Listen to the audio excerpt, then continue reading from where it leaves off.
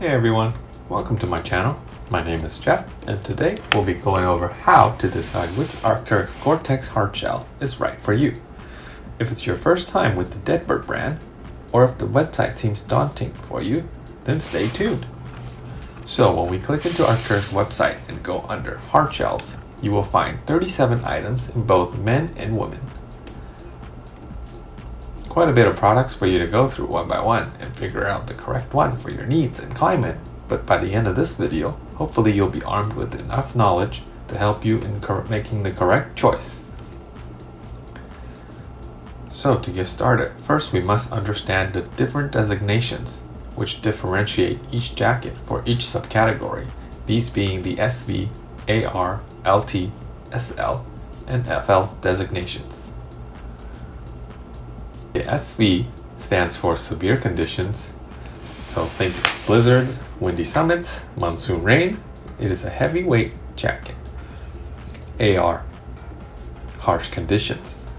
Think big snowstorm, windy summits again, heavy rain. It is a heavier weight compared to the SV.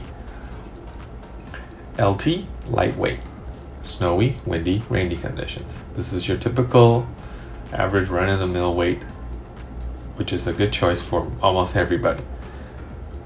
SL, super light. It is the same as LT, but it is more portable in most of the iterations, and it is much lighter compared to an LT. FL, fast and light. It is the same as super light SL, but sometimes even more extreme, has less features, and it is usually the lightest offering in the line. Now let's go over each series, and we'll see the differences. So if we look at the Alpha series, you will see that there are 3 main jackets in the Alpha series, being the SV, the AR, and the FL. This is the Alpha SV jacket. This is the flagship product for Arcteryx, and it is the first jacket they ever made that came to market many years ago. Now, who is this jacket for? It being the SV, it is for severe conditions. Therefore, if you're not doing the most extreme activities, this would be overkill for you. At 510 grams, it is the heaviest in the Alpha lineup. And if you see here, it is designed for these activities: rock climbing, ice climbing, alpine climbing, and expedition. To understand what each jacket does, we should always look at the materials and care. If you scroll down to the bottom of the page. So you can see here that this Alpha SV is constructed with the N100D, N meaning nylon, 100 meaning the denier, D is the denier. It uses the most rugged 3-layer Gore-tex Pro fabric membrane, which is sandwiched between the 100D face fabric, and then it goes to the main membrane, and then you have the fabric that is inside that touches your skin. At 100 denier, this jacket is literally bomb-proof. It is the heaviest, it is the most durable face fabric that Arcteryx uses in all of its hardshell Gore-tex jackets. Next, we have the Alpha AR jacket, which is the all-round jacket, denoted by the AR. And once again, we can see the activities that it was designed for: rock climbing, ice climbing, alpine climbing, and expedition. What face fabric does this jacket use, you ask? It uses 2 fabrics, N80D and N40D. So it uses 20 denier less than the 100D found on SV, and it is usually a combination of 2 composite materials. So as you can see here, the 80D fabric goes all around the hard-wearing areas: shell, the hood, the shoulders, and the arms. Since it was designed for rock climbing, ice climbing, and alpine climbing, these are the most common areas that you will see abrasion against the rocks, ice waterfalls, or whatever it is that they're climbing. Next, we have the Alpha FL, which is the fast and light designation. Notice here it only has 1 pocket. The FL is the lightest in the Alpha lineup currently at 340 grams, so almost 200 grams less than the Alpha SV. It uses a 40D most breathable and 40D most rugged Gore-tex Pro membranes. So once again, to understand where the panels usually lie for the two composite materials, you will always find the heavier face fabric on the shoulders, arms, sometimes around the torso, because these are the most high wearing areas. And finally, you'll see again, designed for rock climbing, ice climbing, alpine climbing, and expedition. If we quickly look over the Alpha SV, Alpha AR, and the Alpha FL, you can see that the pockets are all right here, dead center of the chest. This is for when they wear the harnesses. It's easier for them to get to. When they're climbing, it has a more center of gravity, so the pockets are more up here, so it's easier for them to get when they're dangling up in the waterfall or wherever they are. Also, the Alpha series has a lower front and a longer back. This was designed to accommodate a harness so that it doesn't bunch up when the harness sits around here. So that covers the Alpha series. Now let's talk about the Beta series. The Beta series is the most popular all-rounded category. It is the most popular. It is highly recommended for a reason. It is a jacket for all conditions, and it includes 5 jackets in this lineup currently. Currently there are only 4. The 5th is coming out for spring-summer 21. The first jacket in the Beta series is once again the SV designation, Beta SV. The Beta SV is the longest length Gore-tex Pro jacket in the Beta series, longest coverage in the front, and longest coverage in the back. At 495 grams, it is also the heaviest jacket in the Beta series, and it utilizes an N80D most rugged 3-layer Gore-tex Pro fabric. Next, we have the Beta AR, which is the all-round jacket. It has a hybrid construction and is designed for all mounting. So if we see here, the activity is designed for is all-round. At 460 grams, it is just slightly lighter than the Beta SV. So why would you choose the Beta AR over the Beta SV? The AR uses 2 fabrics, the 80D and 40D. It uses the same membrane inside, and as it is a composite construction, you can see here, once again, the 80D is used around the hood, the yoke, shoulders, and arms. It also features a drop collar here, you can see. The difference between a drop hood and a storm hood. So if we go here, you see the storm hood, there's no drop collar here, so you have to zip it up all the way if you want to block out the wind. Whereas the AR, it's kind of like a zip neck, so the hood is not flapping up here, it sits nicely. However, if your inner layers are all hoodies, this might be a problem for you as they will not sit flush because of this collar at the back. You would even need to put the hood inside your jacket, or it'll go up and over the collar. Next, we have the Beta FL. The Beta FL is the lightest offering currently, and it is tied with the Beta SL jacket. Now, the difference between the FL and the SL is that this one uses the Gore-tex Pro, and it uses 40D, most rugged and most breathable. And as you can see here, the designation where the 40D most rugged is used, hood, yoke, and sleeve. Once again, you can see the discoloration. Not discoloration, but a difference in the patterns, in the compositions, the colors. There's usually a slight variation between 2 different face fabrics for a reason. Once again, you can see the Beta FL, designed for all-round activity.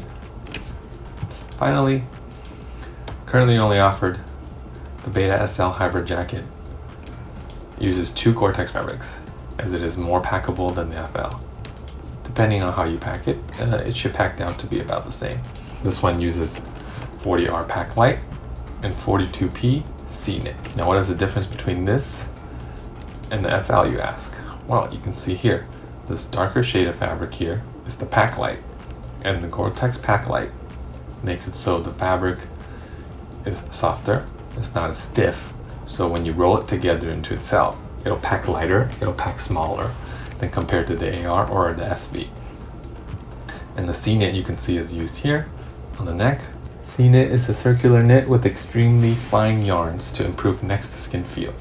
So a lot of issues with surrounding pack light is that it doesn't breathe well, and when you sweat, under exertion, you will feel it stuck to your skin, very clammy. A lot of people don't like that. So it is hard to wear a t-shirt underneath Packlight shells unless they have pit zips. All the jackets in the Beta series have pit zips except the Beta FL. Because it is an FL designation, FL designations usually have the least features in a sense that it is meant to be fast and light. So how do you decide between the FL and the SL? If you need pit zips and you need a packet jacket, you would pick the SL hybrid as it uses Packlight. If you don't need pit zip, the Beta FL is definitely a better choice. As you can see across the Beta line, the jackets are more to the side, which accommodate for a pack, versus in the middle. So the main difference between the Alpha series and the Beta series, one being the pocket orientation, and two being the hem is slightly longer on all the Beta line compared to the Alpha line, because it was not designed to be worn with a harness. This was designed, as you can see, all round, meaning you could use it for snow sports, you can use it for trekking, hiking, you can use it around town. It is literally the all-rounded jacket. If you needed one jacket to do everything, the Beta line is definitely a good place to look. And the Beta FL is usually the most highly recommended. It is the lightest Gore-Tex Pro jacket currently. Next is the Zeta series. The Zeta series was designed for trekking and hiking specific. It is a good choice for those who are willing to have more than one hardshell in their closet. All jackets in this series are trim fit, which limits layering usage for the coldest conditions. However, they are highly capable and are some of the most comfortable hardshells with the C-knit backer, which again is a circular knit with extremely fine yarns to improve next to skin feel. It is more supple and it has a bit of stretch. The 4 jackets in this lineup include the Zeta AR, Zeta LT, Zeta FL, and the Zeta SL. Again, we will always start with the AR as we will go from the heaviest to the lightest. Zeta AR jacket, weight 425 grams. A quick and easy way to decide which jacket is right for you is first to look at the designation, the AR, SL, LT, or FL. Next, you should always scroll down to the description area, which is here. You should focus on the weight and you should focus on the fit, being the length and the fit. So you can see here that the Zeta AR is trim fit, as I mentioned earlier. It has a center back length of 82. And if we go to look at the LT, it has a center back length of 78. 335 grams, trim fit yet again. And if we go look at the SL, again, 77.8, trim fit, an activity, hiking, trekking. So you can see here, as we've covered between the Alpha and the Beta series, we go from SV down towards FL, so the heaviest to the lightest. You will see that the heaviest will always be the longest, and the lightest will always be the shortest. So you can see here, Zeta FL, 76 centimeters, trim fit again. Now why is that? As the name denotes, AR, all round, the jacket is designed to excel in as many scenarios as possible. It was designed to do everything to make sure you are covered for all conditions. You would choose the AR if you want an all-rounded hiking and trekking jacket. Uses 70p C-knit back. Next, if we go down to the LT, you'll see that, again, the weights get lighter as you progress down the chart. Once again, SV, AR, LT, SL, FL. If we look at the SL, yet again, same as the LT, but with Packlight, because SL and FLs are usually meant to sit in your bag when you need it, and not to be worn regularly. That is not to say that the SL and FL cannot be worn regularly, but they were designed specifically for emergency purposes or when you are expecting rain, perhaps at the top of the summit. The Zeta FL has no pit zips, same as the SL, no pit zips. The LT and AR, both have pit zips though, as they are more designed towards an all-rounded or a lightweight version of the all-rounded jacket. You would pick the SL if you need a Velcro cuffs, FL if you would need to save more weight. See here, 205 grams versus 310 grams. Again, the Alpha, Beta, and Zeta series all have the same designation and the same jackets in both men and women. As you can see here, Zeta AR men, Zeta AR women, LT women, LT men's, FL men's, FL women's, and so on and so forth. So this video applies to both men and women. Now when we get into the Whiteline, which is the snow sports with snow features, it is again the same jackets except they have different names. So let's first touch on the Rush. As you can see here, the Rush jacket is the lightest weight Gore-tex Pro most rugged. This is their big mountain classic jacket that a lot of riders use, whether for touring or just for skiing inbounds on the resorts. So what are the main differences between all the jackets in the Whiteline? As you can see here, these are the 5.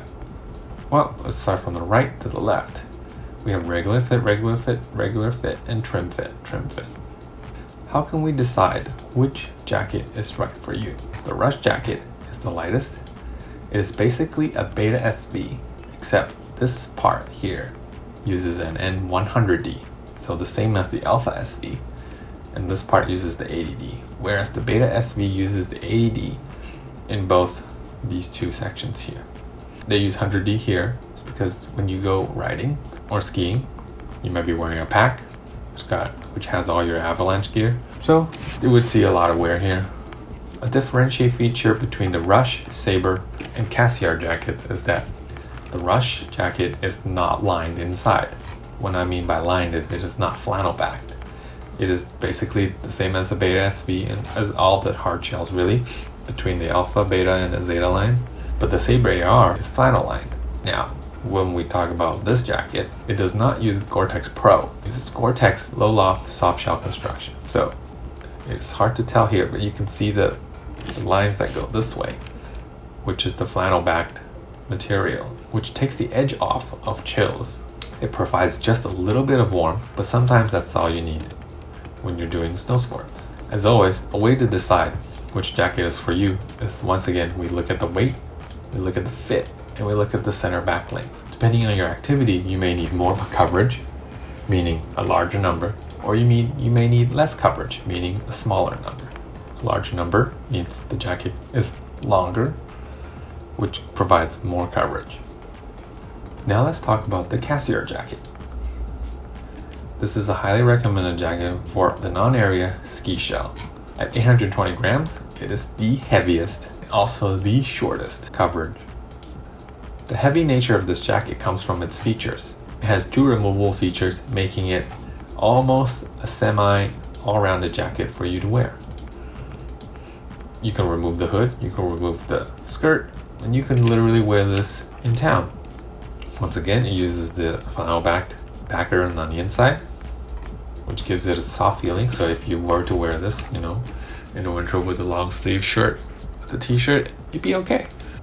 To summarize the Whiteline, we have regular fit, and trim fit. If you need Gore-tex Pro hard shell, you only have the Rush to choose from. It is not fleece backed, but it is the lightest one in all of Whiteline. It has great coverage, and it has its specific snow sport features. Next we have the Saber, which is not Gore-tex Pro, but it has a bit of stretch, and it uses a flannel back, so it is more comfortable. However, this one does not have removable snow sport features, meaning the skirt is permanent and the hood is not removable. The drop hooded Cassiar jacket has removable features and is a trim fit. These 3 can be used in the backcountry. This is not recommended for the backcountry because it doesn't breathe as well, and it is heavier. So it'll be sitting in your pack, you'll just be carrying the extra weight for no reason. On the women's side of the snow sports hard shell category, we have the Ravenna, the Shashka, and the Sentinel. Sentinel being the Saber for men, Shashka being the Rush for men, and the Ravenna being the Cassiar for men. They all have the same features as men, just with different names. Now, if you need a hard shell jacket, For urban environments, there are 3 distinct products. We have the Sawyer, we have the Keppel, and we have the Fraser. Let's start with the Sawyer. The Sawyer is regular fit. It is thigh length. It comes in some amazing colors. And it uses the 42P 3-layer Gore-tex fabric with tricot technology, which is kind of like the classic Gore-tex that's been around for many, many years. The difference between the Sawyer and the Keppel is that there is a chest pocket. On the Sawyer, it has a hood, whereas the Keppel is your classic Mac coat, which does not have a hood, which might not make sense to some people, as why would you wear a Gore-tex jacket without a hood? That's what umbrellas are for. Or the bucket hat from Valence. The Keppel uses a 90P 3-layer Gore-tex construction with tricot technology. It is 585 grams compared to the 425 grams. Next, we have the Fraser jacket, which is a Gore-tex with Gore-tex C-knit. It is hip length, regular fit, 375 grams. Once again, the C-knit backer is the circular knit technology with fine yarn, so it has an improved next to skin feel, which is probably very important for an urban jacket. So if you need a hip length jacket, this will be the one for you. It has Valence-esque styling with minimal logos, as with all urban line. Finally, the last Gore-tex hardshell jacket in Arcteryx lineup is the Norvan SL hoodie. This jacket uses the shake dry material, and it is a mere 125 grams, as you can see here. Now, what is shake dry? Shake dry is basically the Gore-tex membrane, but it is on the face, meaning there is no face fabric to sandwich the Gore-tex membrane between the different layers. This is both good and bad. If you've ever wondered why DWR, durable water repellency coating on your jackets wear out, it's because they need to be reapplied. However, the Gore-tex membrane is the DWR in shake dry technology, meaning this jacket will never wear out because it will never wet, because you are wearing the membrane on the outside of your jacket. But at the same time, this means this jacket is quite fragile to snagging because there's nothing to protect it. This jacket was designed for trail running, so you can see why it is super light. Also, there are some mentions of a leaky zipper, apparently, on the Norvan line, so if that is something you care for, maybe this might not be the jacket for you. However, it is ultra packable, as you can see here. This wraps up all the Gore-tex hardshells Arcteryx carries in their hardshell lineup. If you need a refresher, you can always play with their jacket finder feature, which is located here.